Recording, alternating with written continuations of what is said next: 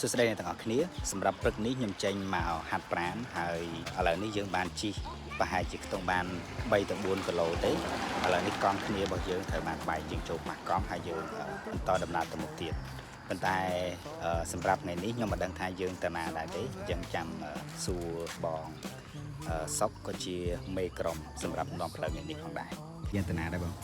យើងទៅដល់ស្ពានយល់ជាទៀតទៅដល់ស៊ីរອບតាមមាត់ស្ទឹងទៅបាទយើងតាមមាត់ស្ទឹងស្អាតទៅដល់នោះយើងចង់ចូលកន្លែងកាហ្វេណត់ទុកទេតែនឹងមុនស្អាតប៉ុន្តែយើងគិតដឹងថាវាយ៉ាងម៉េចទេដោយសារទឹកឡើងលិច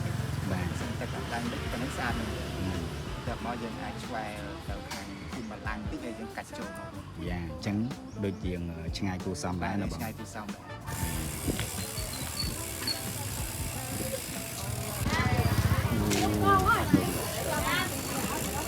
អូខេឥឡូវយើងបានមកដល់stop ទី2ហើយមុនដំបូង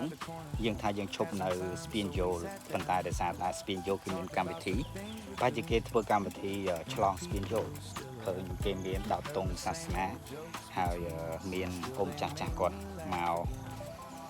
ច្រើនមែនទែននៅកន្លែងហ្នឹងឥឡូវនេះយើងមកដល់ចំណតទូក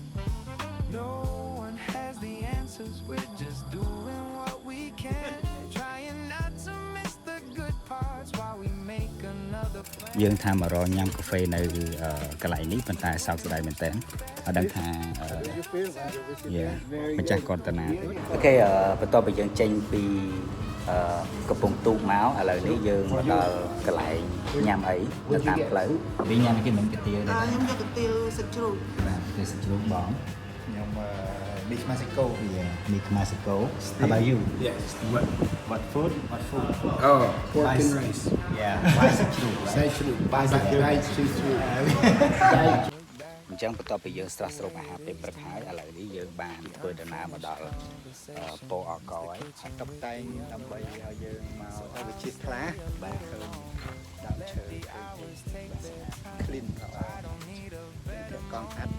ប្រាណដល់ពេលមានខ្យល់ចេះហើយមានដើមឈើចេះយើងមានអារម្មណ៍ថាវាជាស្រួលស្រួលបាទហើយកន្លែងផ្សេងៗបានតុបតែងស្អាតស្អាតឥឡូវនេះយើងធ្វើដំណើរចូលទៅក្នុងក្រុងវិញហើយ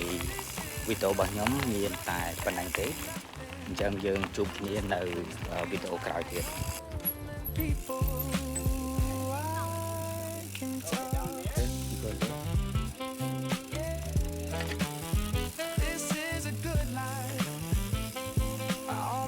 Adventure Road. Be careful. Nothing perfect. Still it's